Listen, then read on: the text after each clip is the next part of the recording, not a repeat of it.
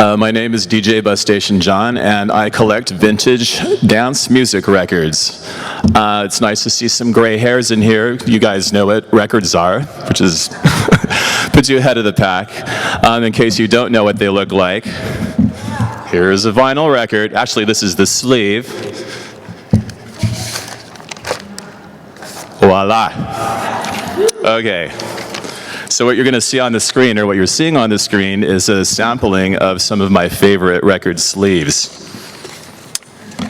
Okay, once upon a time in the mid-70s to early 80s, there was an incredible, once-in-a-lifetime explosion of creativity in the newly born world of dance music, which encompassed a variety of genres from disco, soul, funk, and R&B to high-energy, Eurodisco, new wave, and no wave.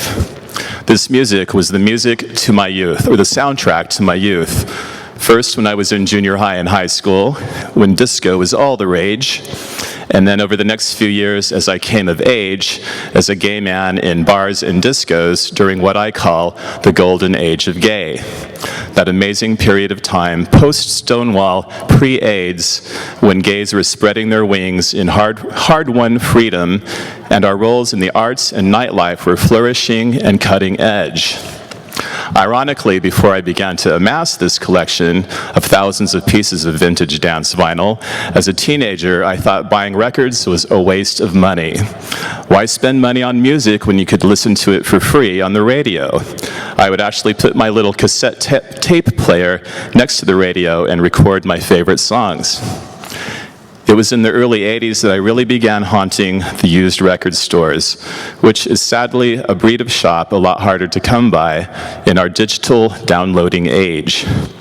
While I rejoice in the fact that regardless of what format it comes in, music continues to make people happy, as it has since the beginning of time, I can't help but lament the fact that the way it's discovered today lacks the sensory pleasures of yesteryear. From the adventure of entering a record store and being immersed in its sights, its sounds, its scene, to flipping through bins and crates for hours, digging for musical treasure, 10 hours is my record, to the crinkle of removing the shrink wrap from your latest acquisition, to lying on your bed, gazing at its cover, devouring the liner notes as you kick back and listen to a future favorite album for the first time.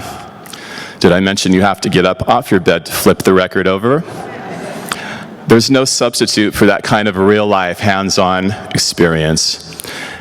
Anyway, flash forward 30 plus years, and the fates have brought me full circle in a very unexpected way, morphing me from a young disco dancer and collector to an old collector and DJ, very often spinning the music I came out to for kids the age I was back in the day. Does that make sense? Moreover, I'm not only turning new generations of queer ears onto great music they might otherwise never have discovered on their own, but simultaneously taking gay men my age and older on a trip down memory lane, finding myself in the wonderfully extraordinary position of being able to create a bridge, bringing together men in their 20s through men even in their 80s, not a common dynamic anywhere, but in the end, very San Francisco. I believe listening to records is really the closest thing we have to a time machine. Rest the needle in the groove, close your eyes, and the sensory experience is exactly the same as it was the very first time you heard the song back in, say, 1979, if you're lucky enough to be that old. But even if you're not, the transportive qualities of well-made dance music remain. I think people now, regardless of age, are hungry for something a bit more substantial than today's mainstream product, which is all too often a disposable, generic, mechanical combination of sampling other people's work, monotonous beats, and auto-tune. People want something real. I therefore pay tribute to an era when you actually had to have talent to warrant our attention on or off the dance floor, celebrating artists with often singular gifts, even if they weren't always recognized and appreciated in their day. They had the self-discipline to learn to sing, to play instruments, to hone their craft, and the creative imagination to make unique pieces of dance music that stand the test of time.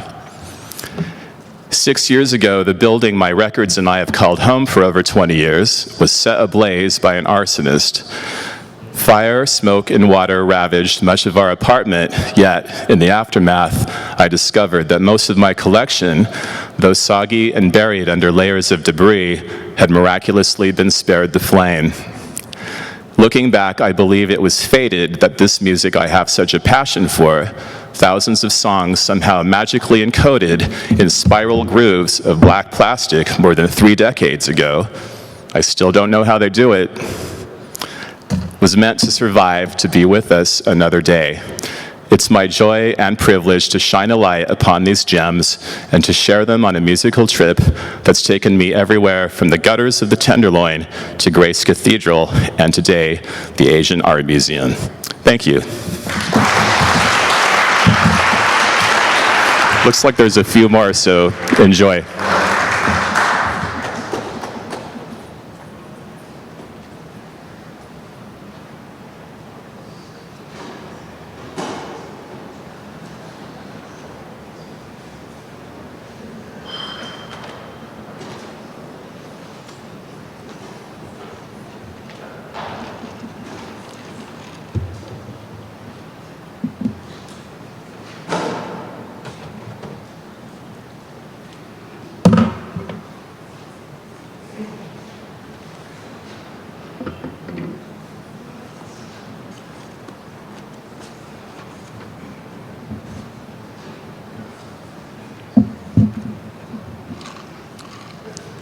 Those are pretty awesome.